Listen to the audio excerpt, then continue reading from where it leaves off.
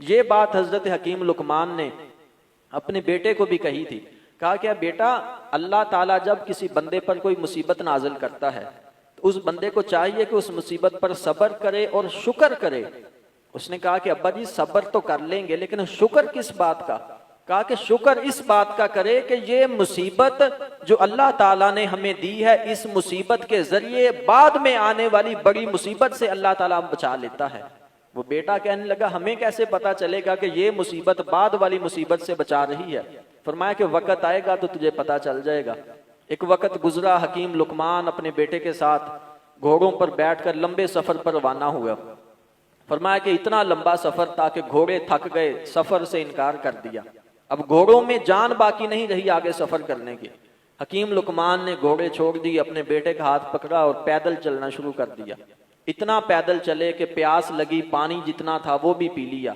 फिर चले, इतना चले कि भूख लगी, जितना खाना साथ लाए थे वो सारे का सारा खाना भी खा लिया। फरमाया कि चलते जा रहे हैं दोनों बाप बेटा। रास्ते में कहीं लकड़ी पड़ी हुई थी, नुकीली लकड़ी थी, वो उस हकीम लुकमान के बेटे के पैर में लगी, पैर से आर पार हो गई, खून बहने लगा, जख्म हो गया। अब वो हकीम लुकमान अपने बेटे को लेकर बैठ गया जमीन पर। सुबह से शाम तक बैठे रहे, पैर को देखते रहे, जख्म साफ करते रहे।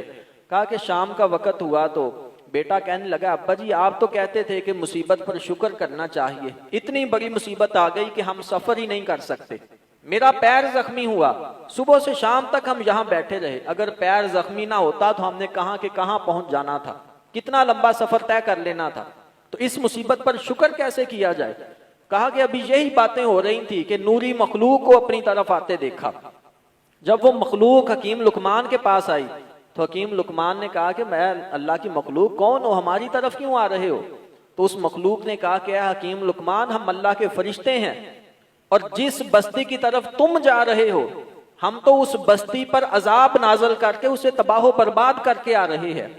तो कहा कि ये जो मुसीबत आई है तुम्हारे बेटे पर कि उसका पैर जख्मी हुआ, सुबह से शाम तक तुम बैठे रहे हो, अगर ये मुसीबत ना आती तुम चलते रहते उस बस्ती में पहुंच जाते, उस बस्ती में अजाब आता तो अजाब के साथ तुम दोनों बाप बेटे को भी गर्क कर दिया जाता। तो तब हकीम लुकमान ने कहा कि बेटे तुम्हें समझ आ गई कि ये पैर वाली छोटी मुसीबत ने हमें अजाब वाली बड़ी मुसीबत से बचा लिया है।